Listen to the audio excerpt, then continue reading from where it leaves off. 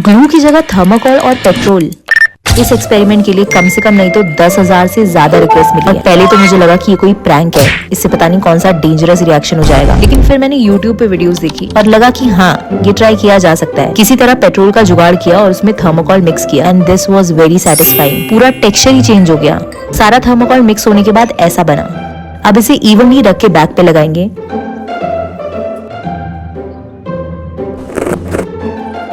अब बारी है इसे टेस्ट करने की।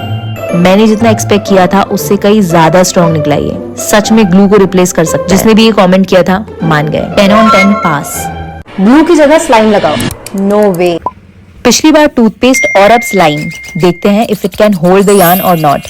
टू बी ऑनेस्ट मुझे तो इस पर बिल्कुल भरोसा नहीं है। और पहले तो भैया ने पता नहीं कौन सी स्लाइम दे दी है जो इस डब्बे से निकल ही नहीं रही थी। एनीवेज किसी तरह बड़ी मुश्किल से मैंने इसे पूरे बैक पे इवनली लगाया और 3 दिन तक तो ये स्लाइम सूखी ही नहीं, जिसके बाद मैंने इसे ऐसे ही कट कर लिया। अब इसे ट्रिम कर लेंगे।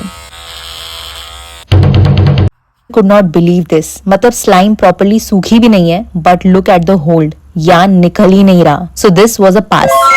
ग्लू की जगह कैंडल वैक्स। इस एक्सपेरिमेंट के लिए इतने सारे कमेंट्स आए तो ये तो ट्राई करना ही था। तो सबसे पहले आई चोज दीज कैंडल्स क्योंकि मैंने सोचा कि इसे मेल्ट करना थोड़ा इजी होगा। इसके बाद टोंग्स की हेल्प से इसे पूरा मेल्ट करके केयरफुली रग की बैक साइड पे लगा दिया। सूखने के बाद जब मैंने रग को टर्न किया तो पता चला कि वैक्स क्लोथ से लीक होकर पूरे यार्न पर डिपॉजिट हो गया है और ये मैंने बिल्कुल भी एक्सपेक्ट नहीं किया था। एक साथ तो नहीं बट सिंगल स्ट्रैंड्स खींचने पर निकल रहे थे। वैसे इसने रग का पूरा टेक्सचर ही खराब कर दिया है। So this was a fail. Glue की जगह ग्लू गन। ओके, तो आपका ये आइडिया मुझे काफी इंटरेस्टिंग लगा और क्योंकि ग्लू गन का होल्ड नॉर्मल ग्लू से ज्यादा स्ट्रॉन्ग होता है तो आई वाज प्रीटी श्योर कि ये काम करेगा।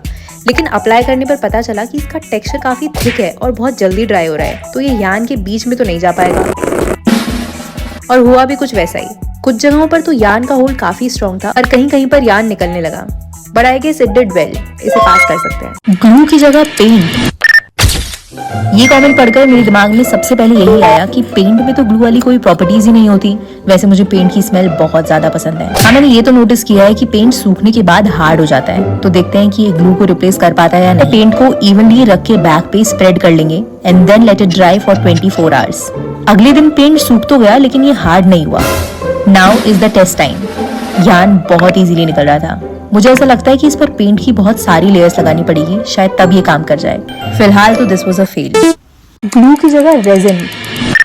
थर्मोकोल और पेट्रोल के बाद सबसे ज्यादा रिक्वेस्ट आई है रेजिन की। वैलेंटाइन वीक चल रहा है तो हम इसे इस हार्ड रग पर ट्राई करेंगे। काम करके तो किसी को गिफ्ट भी दे सकते हैं। अब तक मैंने रेजिन कभी ट्राई नहीं किया बट जितनी भी वीडियोस देखी है उससे लगता है कि ये पक्का काम करेगा। यूवी रेजिन है तो बहुत जल्दी सूख गया।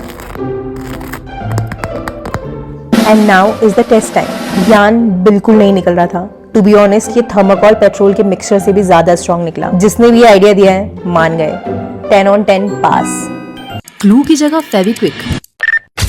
फेविक्विक तो नहीं है मेरे पास बट DIY का ये सुपर ग्लू रखा है जो ऑलमोस्ट सेम ही काम करता है और इसकी क्वांटिटी भी काफी कम है, तो बस हम टफ्ट की हुई एक लाइन पर इसे टेस्ट करेंगे। पूरे रग जितना फेविक्विक को वेस्ट नहीं करने वाली मैं। देखते हैं ग्लू को रिप्लेस कर पाएगा या नहीं। ये तो 5 मिनट में ही सूख गया। And now is the test time. अब तक 20-25 एक्सपेरिमेंट कर चुके हैं लेकिन सबसे स्ट्रॉन्ग होल्ड निकला है फेविक्विक का। मतलब ग्लू से 10 टाइम्स ज्यादा बेटर है ये। पूरा जोर लगा दिया बट एक भी स्ट्रैंड नहीं निकला। दिस इज अ पास, वो भी 100 on 10। ग्लू की जगह मेल्टेड प्लास्टिक। इस आइडिया के लिए तो हजारों कमेंट्स आए हैं लेकिन किसी ने ये नहीं बताया कि प्लास्टिक मेल्ट कैसे करना है। गैस पर करके मुझे बर्तन नहीं खराब करने थे और ना मेरे पास ये टॉर्च लाइटर था। एनीवेज मुझे मिला फूड पैकेजिंग वाला ये ढक्कन और मैंने इसे डायरेक्ट लाइटर से ही मेल्ट कर दिया। पहले तो लग रहा था कि इसमें बहुत ज्यादा टाइम लगेगा लेकिन ये अपने आप ही जलकर मेल्ट होने लगा। किसी तरह अपनी उंगलियां बचाते हुए मैंने ये एक्सपेरिमेंट पूरा किया but please do not try this at home.